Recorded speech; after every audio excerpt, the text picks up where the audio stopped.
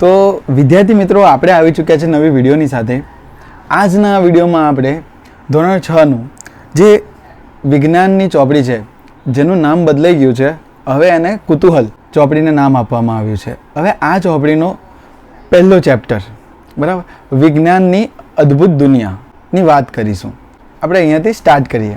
આપણે મનુષ્યો હંમેશા આપણી આસપાસની દુનિયા વિશે ઉત્સુક રહ્યા છે. આપણે બાળપણથી આપણી આસપાસની દુનિયા વિશે જાણવાનું અને તેના વિશે પ્રશ્નો પૂછવાની શરૂ કરી દઈએ છીએ. શાળાના પ્રારંભિક તબક્કામાં તમને તમારી આસપાસની દુનિયા વિશે જાણકારી મેળવવાની અને તેના વિશે શોધખોળ કરવાની મજા આવે. હવે તમે શાળાના મધ્ય તબક્કા ધોરણ 6 થી 8માં આવી ગયા છો. ત્યારે પણ આપણે જે સુંદર દુનિયામાં રહીએ છીએ તેના વિશે ઊંડાણપૂર્વક જાણવાની અને તેને સમજવાની રોચક યાત્રા ચાલુ રાખીશું.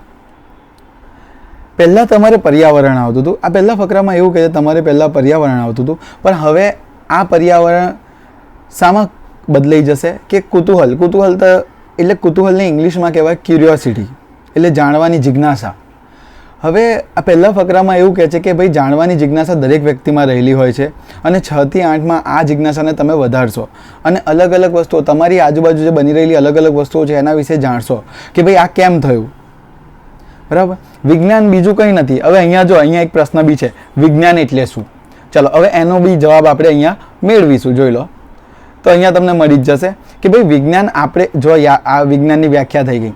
આપણે જે દુનિયામાં રહીએ છીએ તેને સમજવા અને આ બ્રહ્માંડના રહસ્યોને ઉજાગર કરવા માટેની વિચારણા, અવલોકન અને કાર્ય કરવા માટેની એક રીત છે. બરાબર. વિજ્ઞાન શું છે? તો કે આપણે જે દુનિયામાં રહીએ છીએ તેને સમજવા અને આ બ્રહ્માંડના રહસ્યો ઉજાગર કરવા માટે વિચારણા, અવલોકન અને કાર્ય કરવા માટેની એક રીત. શું? રહસ્યોને ઉજાગર કરવા માટે વિચારણા, અવલોકન અને કાર્ય કરવાની રીતને વિજ્ઞાન કહે છે. તમે આના એક મોટા રોમાંચક કાર્ય તરીકે વિચારો, જેમાં આપણે પ્રશ્નો પૂછીશું, દુનિયા વિશે ઊંડાણપૂર્વક જાણકારી મેળવીશું અને તે કેવી રીતે ચાલે છે તે સમજવાનો પ્રયત્ન કરીશું.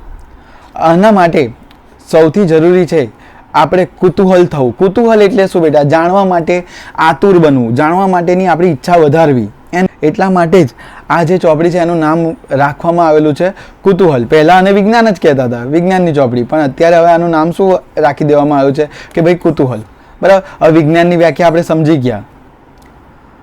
કુતૂહલ થવું અને તેના પરથી જ આ પુસ્તકનું શીર્ષક છે કુતૂહલ. જો અમે કીધું એ જ વસ્તુ રાખવામાં આવ્યું છે.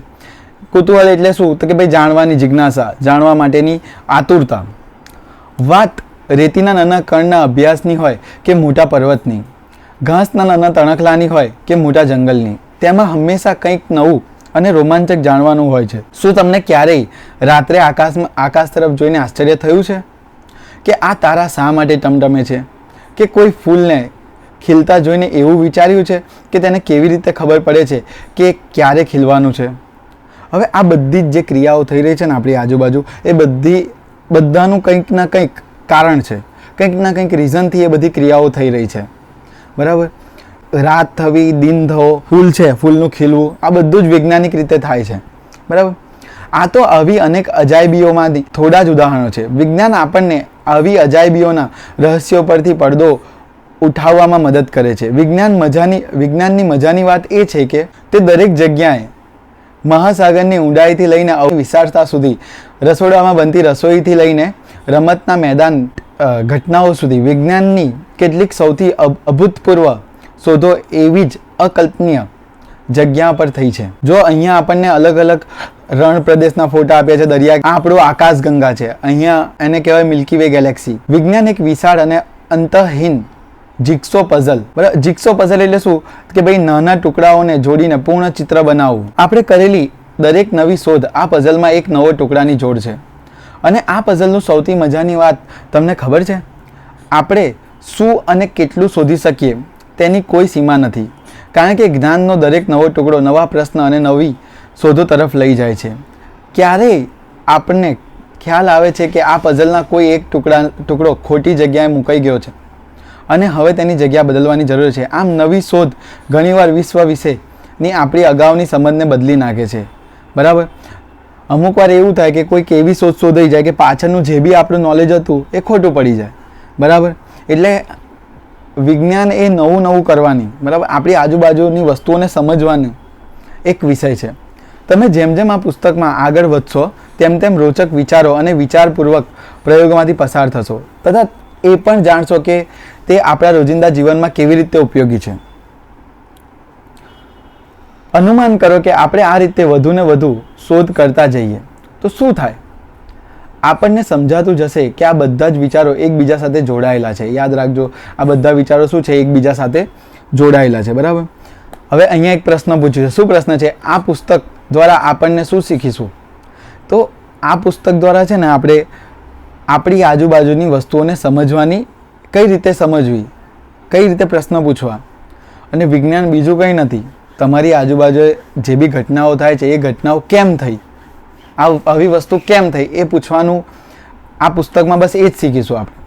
ચલો તો શરૂઆત કરીએ આપણા ઘર પૃથ્વી, એટલે આપણા ઘર પૃથ્વીથી.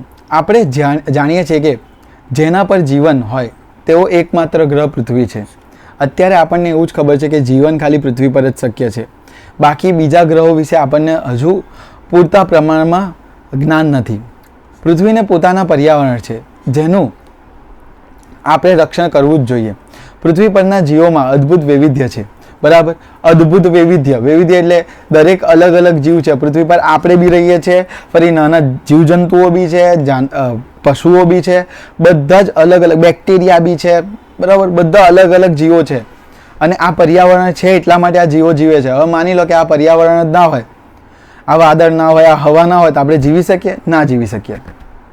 હવે એ જ વસ્તુ પૃથ્વી પરના જીવોમાં અદ્ભુત વૈવિધ્ય, વૈવિધ્ય એટલે જુદાપણું, અલગપણું છે. વનસ્પતિ અને પ્રાણીઓ કે જેઓ આ ગ્રહના વિવિધ પ્રદેશોમાં અસ્તિત્વ ટકાવી રાખવા અને વિકસવામાં સફળ રહ્યા છે.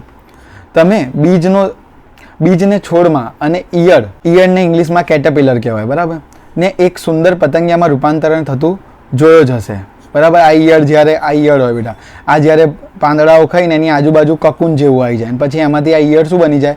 પતંગિયું બની જાય. આવા ઘણા અવલોકનો કર્યા હશે. વનસ્પતિ અને પ્રાણીઓ કેવી રીતે વૃદ્ધિ પામતા હશે? હવે એ બી પ્રશ્ન થાય કે આપણે કેમ મોટા થઈએ છીએ? વનસ્પતિ આટલું હોય છોડ અને મોટો ઝાડ બની જાય, બરાબર. આપણા શરીરની વૃદ્ધિ માટે આપણને ખોરાક જરૂરી હોય છે અને ખાસ કરીને ભારત જેવા વિશાળ અને વૈવિધ્યપૂર્ણ દેશમાં ભોજન એક રસપ્રદ વિષય છે. આપણા દેશમાં વિવિધ પ્રકારની ભોજન શૈલી અને તેમાં ઘણી બધી સ્વાદિષ્ટ વાનગીઓ છે. તે શામાંથી બને છે આપણે કેવી રીતે જાણી શકીએ છીએ? હવે તમે કશું બી ખોરાક ખાઓ છો, બરાબર. ઘરે તમે દાલ ચાવલ ખાતા હશો, હવે દાલ ક્યાંથી આવી, કેવી રીતે બની, બરાબર, એ બધું આપણને ખબર હોવી જોઈએ. હવે તમને એટલી ખબર હશે કે ભાઈ મમ્મી રસોઈમાં બનાવે છે દાલ, પણ એ દાલ ક્યાં ઉગે છે, એ બી આપણને કેવા માહોલમાં ઉગે છે, એ બધી વસ્તુઓ આપણે આ ચોપડીમાં શીખીશું. જો અહીંયા અલગ અલગ વાનગીઓના આપણને ચિત્રો આપેલા છે, બરાબર. હવે અહીંયા જોજો કે આપણે આપણું અસ્તિત્વ ટકાવી રાખવા માટે ખોરાકની સાથે સાથે પાણીની પણ જરૂર પડે છે. તમને ખબર હોય તો આપણું શરીર છે ને બેટા 70%થી વધારે આપણા શરીરમાં બધા જ કાર્યો પાણી દ્વારા જ થાય છે. તમે પાણી ના પીઓ તો તમારા શરીરમાં બેટા અમુક કાર્યો બંધ થઈ જાય, બરાબર. તમને માથામાં દુખાવો થઈ જાય, તકલીફ પડી જાય શરીરમાં, બરાબર. તમારો ખોરાક અપચો થઈ જાય, તમને ખોરાક બી હજમ ના થાય. એટલે પાણી ખૂબ જ જરૂરી છે આપણે. પાણી ખરેખર એક અદ્ભુત પદાર્થ છે. શું તમે ક્યારેય વરસાદના પાણી ભરાયેલા ખાબોચિયા કૂંધ્યા છો? શું તમે ક્યારેય વિચાર્યું છે કે વરસાદ શા માટે અને કેવી રીતે પડે છે? જો આ એક પ્રશ્ન છે કે વરસાદ કેમ પડે છે, બરાબર, એ બી એક પ્રશ્ન છે. તો એ બી આ ચોપડીમાં આપણે શીખીશું. શું તમે ધ્યાન આપ્યું છે કે પાણીનું ઠંડુ પાડતા તે થીજીને બરફ બની જાય છે અને ગરમ કરતાં તે ઉકળીને વરાળ બની જાય છે? શું તમને ઉનાળામાં ઠંડુ પાણી પીવાની અથવા શિયાળામાં હુંફાળું પાણીથી સ્નાન કરવાની મજા આવે છે? આપણે ગરમ અને ઠંડાને કેવી રીતે સમજી શકીએ છીએ? આ બધા પ્રશ્નો છે. જો તમે અહીંયા જોઈ શકશો કે ભાઈ આ બધા પ્રશ્નો પૂછ્યા છે, આ બધા પ્રશ્નોના જવાબ તમને આ ચોપડીમાં મળશે. પાણી હોય કે પછી તાવમાં તપતું આપણું પોતાનું શરીર હોય કે કોઈ વસ્તુ કેટલી ગરમ છે તે શોધવાનું મહત્વ છે. વળી આપણી આસપાસના અનેક પ્રકારની ઘણી બધી વસ્તુઓ રહેલી છે.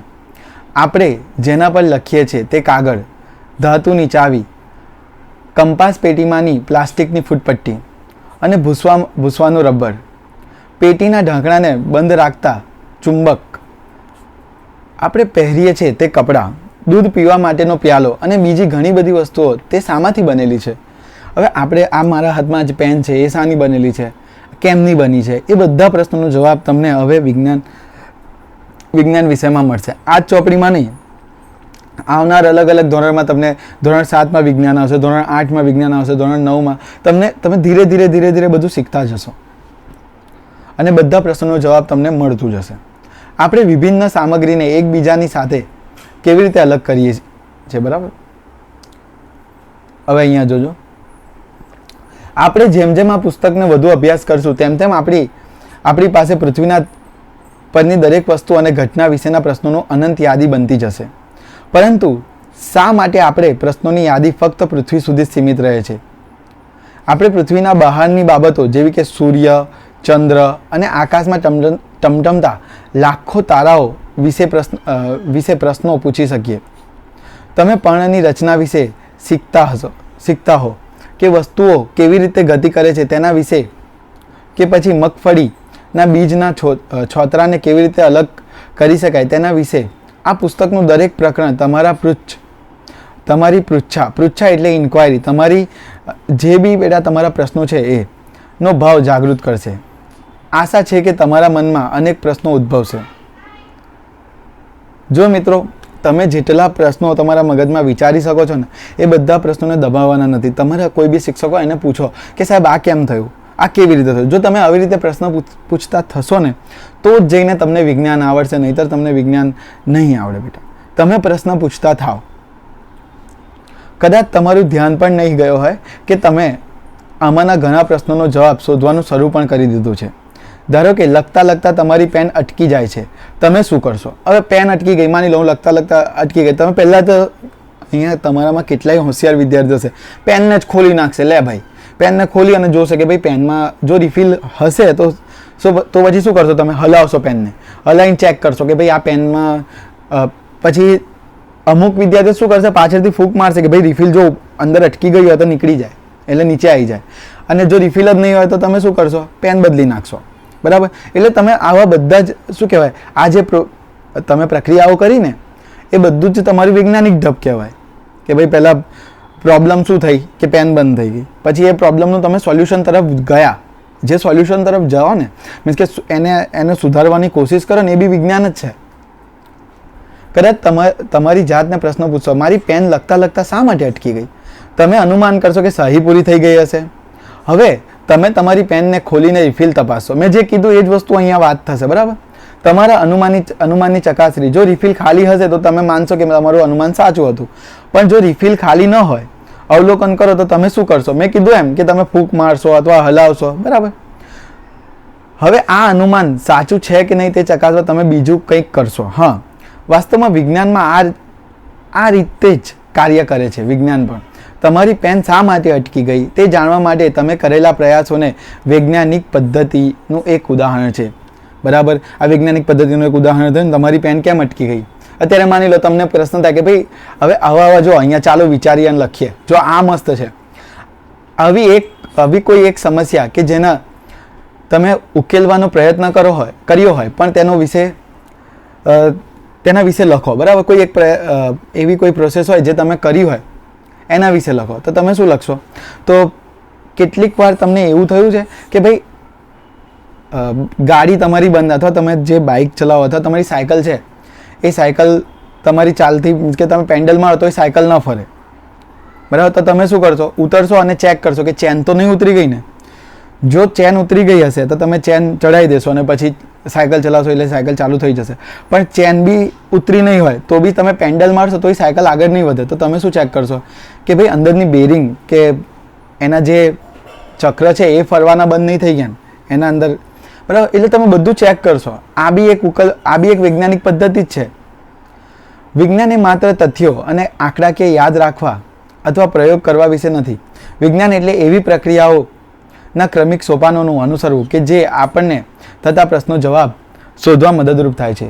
તો આ કયા સોપાનો છે કે જેને આપણે અનુસરી શકીએ છીએ? બરાબર, જો હવે આ સોપાનો આપણને પહેલો સોપાનનો મતલબ શું કે પદ્ધતિ, સ્ટેપ. સૌપ્રથમ આપણને જે બાબત રસપ્રદ લાગે છે અથવા તે આપણે સમજી શકતા નથી તે કોઈ બાબતનું આપણે અવલોકન કરીએ છીએ.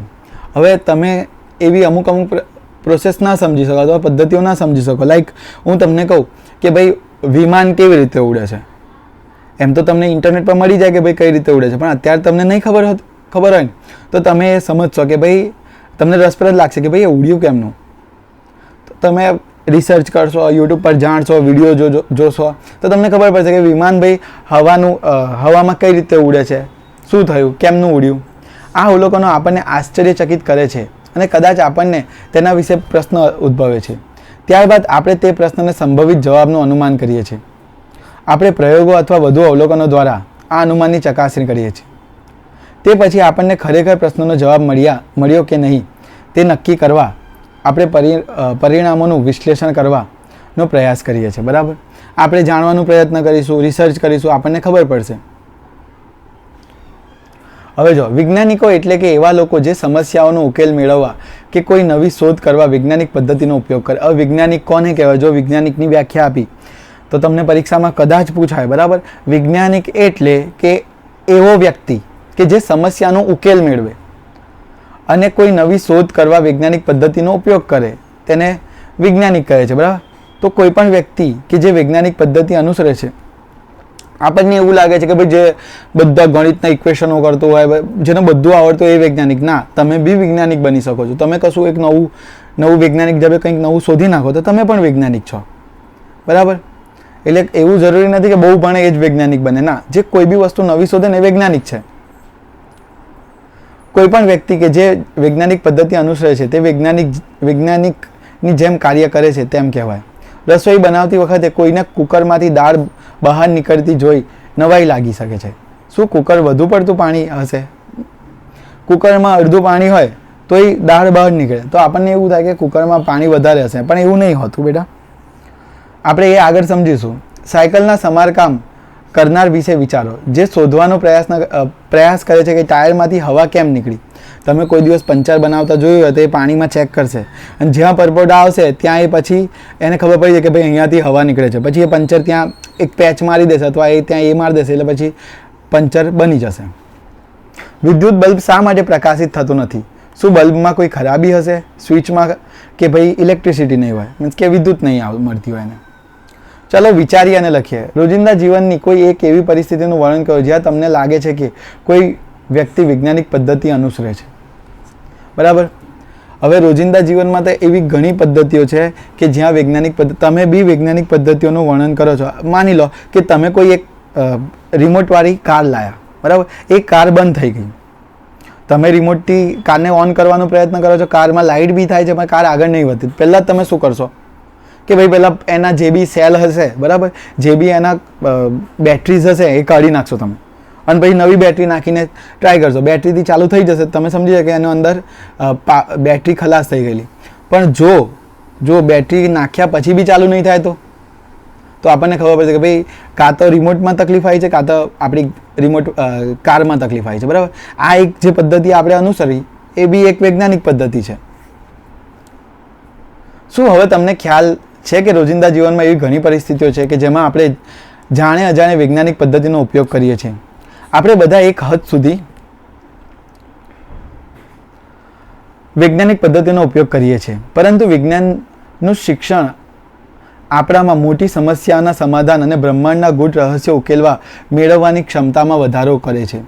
સારી રીતે વિજ્ઞાન શીખવા માટેની પહેલી અને સૌથી મોટી બાબત એ છે કે આપણે જિજ્ઞાસુ રહીએ. જિજ્ઞાસુનો મતલબ શું બેટા? તો કે તમે ક્યુરિયસ રહો. ક્યુરિયસ એટલે જાણવા માટે આતુર, બરાબર, કુતૂહલ.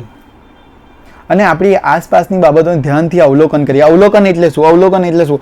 તમારે જોવું. બરાબર, અત્યારે હું તમને ભણાવી રહ્યો છું એ તમે જોવો કે ભાઈ કઈ રીતે સાહેબ શું વાત કરી રહ્યા છે. બરાબર, એ બી તમે મારું અવલોકન કરી રહ્યા. પછી અવલોકન કર્યા પછી તમે શીખશો કે ભાઈ આ વસ્તુની બાબત આ વાત સાહેબ કરી રહ્યા હતા.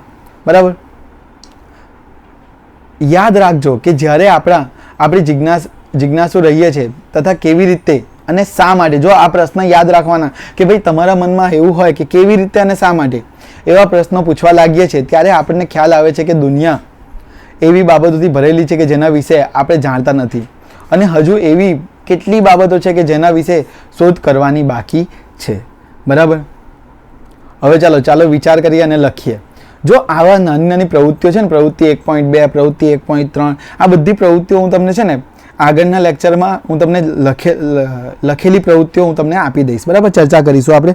જે બી પ્રશ્નો થઈ ગયા એ પ્રવૃત્તિઓની ચર્ચા આપણે આગળના લેક્ચરમાં કરીશું. બરાબર. તો તમને શું લખેલું લખાણ બી મળી જાય. તમારે કયા લખવાનું પૂછાય પ્રશ્ન તો તમને આવડી જાય. હું લખીને તમને આગળના લેક્ચરમાં આપી દઈશ. જો તમારી કોઈ વસ્તુ કે ઘટના વિશે શા માટે એવા પ્રશ્ન પૂછવાનું હોય તો તમે શાના વિશે પૂછશો? તમે તમારા પ્રશ્નોના જવાબ શોધવા કેવા પ્રયત્ન કરશો તે લખો. બરાબર. જો તમારે હવે આનો જવાબ જો તમારે કોઈ વસ્તુ કે ઘટના શા માટે એવા પ્રશ્નો પૂછવાના હોય તો તમે શાના વિશે પૂછશો? મેં તમને કીધું કે બેટરી. બરાબર. પછી તમને ઘણા એવા પ્રશ્નો થતા હોય કે ભાઈ શું કહેવાય, જ્યારે આપણે કપડાં સૂકવીએ છીએ, બરાબર, આ કપડાને આપણે સૂકવવા નાખ્યા તો કપડાને જ્યારે ભેગા હોય છે ત્યારે કપડાં વહેલા નહીં સુકાતા, પણ તાર પર સૂકવી દઈએ છીએ. જ્યારે તાર પર સૂકવીએ છીએ ત્યારે કપડાને ખોલીએ છીએ બેટા, જે બી કાપડ હોય એને ખોલીને પછી સૂકવીએ છીએ. કેમ પહેલાં નહોતું સુકાતું પછી કેમ વધારે વહેલું સુકાઈ ગયું? અને આપણે હંમેશા ધૂપ અને હવા હોય એવી જગ્યાએ સૂકવીએ છીએ. બરાબર. વરસાદમાં આપણે કપડાં સૂકવેલા લઈ લઈએ છીએ. આ બી એક પ્રશ્ન જ છે ને. આ પ્રશ્ન ના થવું જોઈએ તમને. બરાબર. તમે તમારા પ્રશ્નોના જવાબ શોધવા કેવા પ્રયત્નો કરશો? તો તમે શું કરો કે ભાઈ અત્યારે તો તમારા પાસે બહુ જ મસ્ત સાધન છે. શું? AI. બરાબર. AIને પૂછી લેજો એટલે સીધું તમને જવાબ આપી છે અને તમારી ભાષામાં જવાબ આપશે. અથવા તમે ઇન્ટરનેટ પર ગૂગલ પર સર્ચ મારશો કે ભાઈ આ કેમ થયું એ બી તમને કહી દેશે. અથવા યુટ્યુબ પર તમે જોઈ લેશો. બરાબર. અત્યારે તમે મને યુટ્યુબ પર જોઈ રહ્યા છો એવી રીતે. વિજ્ઞાનના ભાગ્યે જ લોકો એકલા અટુલા કામ કરે છે. વિશ્વભરમાં વૈજ્ઞાનિકો મોટા જૂથ સાથે મળીને કામ કરે છે. આથી જો તમે કોઈ જવાબ જાતે ન શોધી શકો તો તમારા મિત્રોની મદદ માંગજો. સાથે મળીને શોધખોળ કરવાનું હંમેશા મજેદાર હોય છે. અલબત્ત યાદ રાખો કે તમને તમારા બધા જ પ્રશ્નોનો જવાબ ધોરણ 6માં નહીં મળે. મેં તમને પહેલાં જ કીધું 6માં બધું નહીં મળી જાય. તમે જેમ જેમ વિજ્ઞાનમાં આગળ વધશો એમ તમને નવું શીખવા મળશે. આવનાર 5 વર્ષો, મેં કીધું આવનાર 5 વર્ષો અથવા તેનાથી પણ વધુ વર્ષો માટે વિજ્ઞાનની યાત્રા પર નીકળી પડ્યા છો. બરાબર. તમે નીકળી પડ્યા છો. તમે આવનાર વર્ષોમાં તમે શીખી જશો. હવે જો આ બધા પ્રશ્નો છે ને આ અહીંયા પૂછેલા એ બધા પ્રશ્નોનો જવાબ આગળના લેક્ચરમાં હું તમને આપી દઈશ. બરાબર. લખેલું સારી રીતે તો તમને શું લખાણ લખેલું મળી જાય. જે રીતે બાળકો વરસાદની મજા માણે છે તેવી રીતે વિજ્ઞાન પણ એક મજાની શોધ યાત્રા જેવું છે. વિજ્ઞાનની આ યાત્રાનો આનંદ માણો. શોધખોળ કરતા રહો અને બ્રહ્માંડના અદ્ભુત રહસ્યો વિશે વિચારવાનું અને પ્રશ્ન પૂછવાનું ક્યારેય છોડશો નહીં. તમે હંમેશા પ્રશ્ન પૂછતા રહો બેટા. તમને કદાચ તમે પૂછશો ને તમારા શિક્ષક તમને જવાબ આપી જ દેશે. બરાબર. અગર તમારા શિક્ષક જવાબ નહીં આપતા તો તમે ઇન્ટરનેટ પર સર્ચ મારો, AIથી પૂછો, તમારા મમ્મી પપ્પાને પૂછો. તમારા મમ્મી પપ્પા બી જવાબ ના આપે તો આજુબાજુ જે ભણેલા વ્યક્તિઓ એમને પૂછો. પ્રશ્ન પૂછતા રહો બેટા. જેટલા પ્રશ્ન પૂછશો એટલા તમે આગળ વધશો. હવે એક અહીંયા જુઓ, એક સમજદાર વ્યક્તિ બનવા માટે તમારે શા માટે એવું પૂછનાર બનવું જરૂરી છે. જો અહીંયા કહી દીધું, ચોખ્ખું જ કહી દીધું કે ભાઈ તમારે શા માટે દરેક વસ્તુ. અત્યારે સમજી લો કે ભાઈ તમે બીમાર પડી ગયા તો તમે પહેલું જ પ્રશ્ન હોવો જોઈએ ડૉક્ટરને કે હું બીમાર કેમ પડ્યો, શા માટે પડ્યો.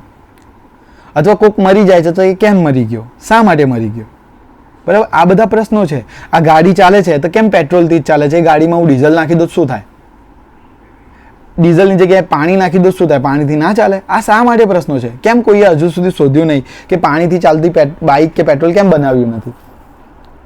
બરાબર. આ ઇલેક્ટ્રિક ગાડીઓ હોય છે એ કેમ વિદ્યુતથી જ ચાલે છે? એમાં એવું શું આવેલું હોય છે કે વિદ્યુત એમાં આપણે જ્યારે ચાર્જિંગ કરીએ છીએ ચાલવાનું શરૂ કરી દેશે. બરાબર. ઓલા છે, પછી એથર છે, એ બધી વસ્તુની વાત કરું છું. બરાબર. હવે આ ચેપ્ટર તમારું અહીંયા પૂરું થઈ જાય છે. હવે એક બીજી વાત કે આ ચેપ્ટરમાં કોઈ સ્વાધ્યાય નથી. બરાબર. પ્રશ્નો કયા છે? આ બધા જે પ્રશ્નો અંદર પૂછેલા છે એ બધા પ્રશ્નો હું તમને આગળના વિડીયોમાં જવાબ સાથે આપી દઈશ. બરાબર. હવે આપણે નેક્સ્ટ વિડીયોમાં મળીએ.